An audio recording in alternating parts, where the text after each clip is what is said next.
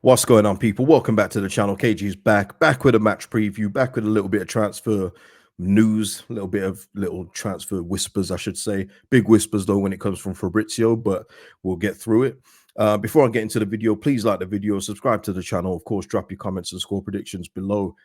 Thank you to Michael Pollard, John Abbott, Parrot House, John L., and Lord Sheargarath for the super thanks on the last video. Much appreciated for the support, people. Super thanks can be donated in the comment section of the video if you want to do that, or if you want to become a member of the channel, the links is in the description.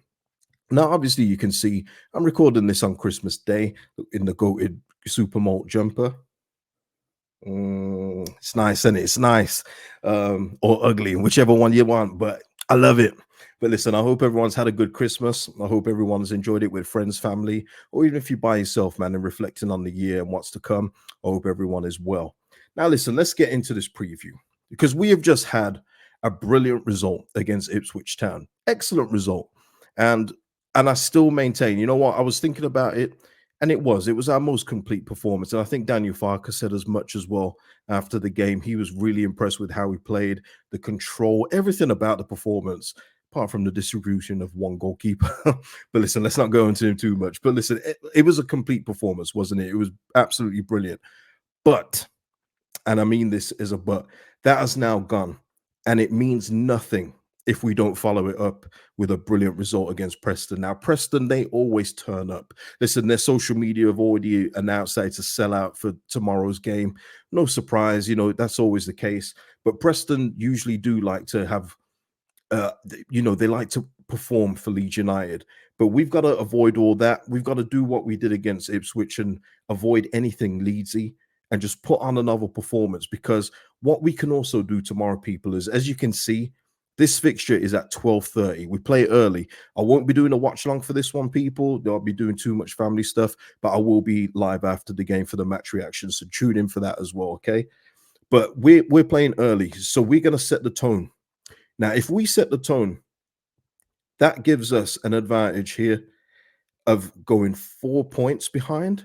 Yep, 4 points behind Ipswich, who then play Leicester City in the evening. Now, all of a sudden now, the Ipswich's mindset after the Norwich game was, that's just another game. Leeds United, that's just another game. We beat Preston tomorrow. That sets Ipswich's, not only their team, but their fans on edge, especially after losing 4-0 to us. It starts to finally put some doubts in their heads, because up till now, Ipswich, I've said it before, and it's not a disrespectful term, but they've been playing with house money. You know, there's no pressure on them to go up this year. There's zero pressure on them to go up. Leeds United, there's going to be pressure on us to go up for a myriad of reasons. But now they've had a real humbling defeat. They usually bounce back, but they're not just playing anyone next. They're playing Leicester City, who are the best team in the league. So if we can get the job done against Preston, which we are more than capable of doing, it makes tomorrow evening's game even more interesting than it already is, because it is an already interesting game between first and second. But what can we do? Now, Daniel Farke has already said during this period we're going to rotate. I don't know how much he's going to rotate tomorrow, purely because of the substitution times that he did in the game against Ipswich, where players were coming off at 60. You know, Jed Spence coming off at 70 minutes. And I love Jed Spence's post, by the way, where he's saying 70%. That's, people, if you don't love that kind of stuff, you just need to get to learn to love it, because this is where we're going as a football club. I think the days of signing players that are meek and I think I'm an all right player, but you know, I just try my hardest, I think those days are gone. I think we're going for talent and quality now, and that's been evident in the 49ers recruitment so far. Jed is saying 70%.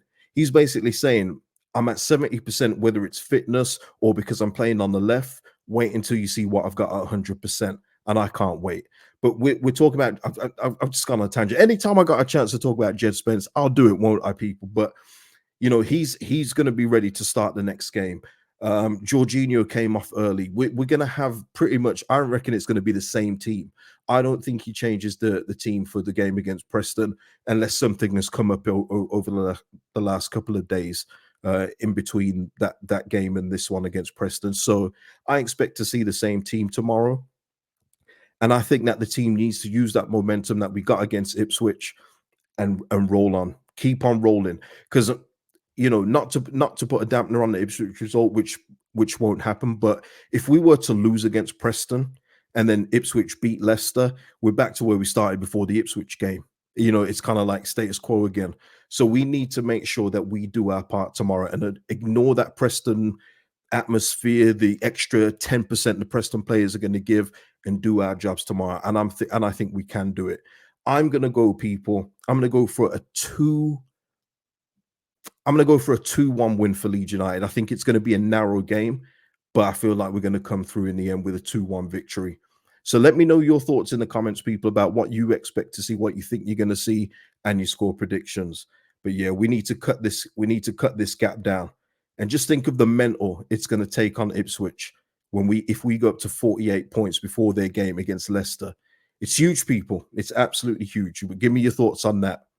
Now, Fabrizio Romano, the transfer guru, and everything else in between, has been talk about Crysencio Summerville yet again. He put out one of these tweets earlier in the season when Crysencio was still cooking. I mean, Crysencio has been cooking all season long, hasn't he?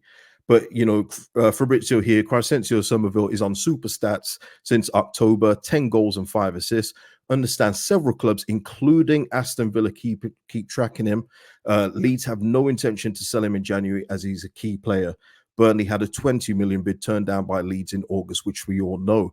Now, this was what I was talking about in previous streams when I've mentioned Crysencio. It's not the teams like Burnley, Everton that I'm worried about. It's when the teams above. And I did say, I think that there will be teams above looking at him, whether it's a Newcastle. But Villa, I did say Villa. I'm sure I did say Villa at one point. Maybe one of you guys can remember if I did say Villa. But I had a feeling that a team like Villa would look at him, because you look at Villa's team under Unai Emery, they've got Bailey, they've got Diaby over on that right-hand side. The left-hand side isn't as strong as their right. And you can just imagine if they brought in Summerville to complement that, that would be nice. But they would have to stump up a lot of money. But the key thing is Leeds have no intention to sell. Now, what that means, though, is that we need to keep up these results and stay in touch with the top two. I think Crysencio Summerville as well, by the way, is loving being the main man here. You even saw him, Joel Perot's our main penalty taker, but he said, nah, you know what, Joel, I got this one. Thank you. He's enjoying being the man here.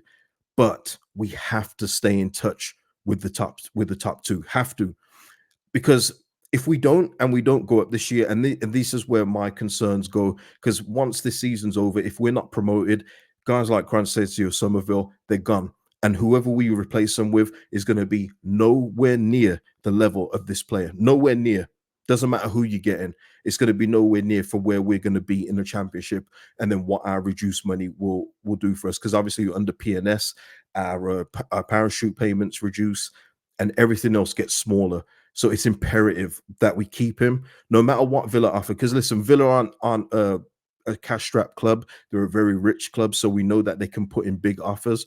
But it's up to Leeds to resist it. Or if they were to put in an offer and just say, no, we're keeping him because he's worth more to us getting promoted than he is to sell him now for what, 30, 40 million? No chance. Keep him, Leeds. Stay strong. And let's keep these results going. Because as long as we're in touch with the top two, we're in the driver's seat when it comes to these kind of players. Much like Sheffield United, always liken it to Sheffield United last season. They could have sold Sanderberg, they could have sold Njai in January, but they said there's no point. We're cash strapped right now, but we these players are worth more to us now than they are in selling them, and then we don't get promoted. So we need to cover that same ground as well. As I've always said, though, when it comes to Leeds United and the players doing well, there's always a bigger spotlight. There's always better clubs looking at them because it's players doing well at Leeds United. That's just facts, people. That's happened over the whole time I've supported Leeds United. Whenever a player is doing well here, it means more than if they were doing well at Reading. No disrespect to Reading.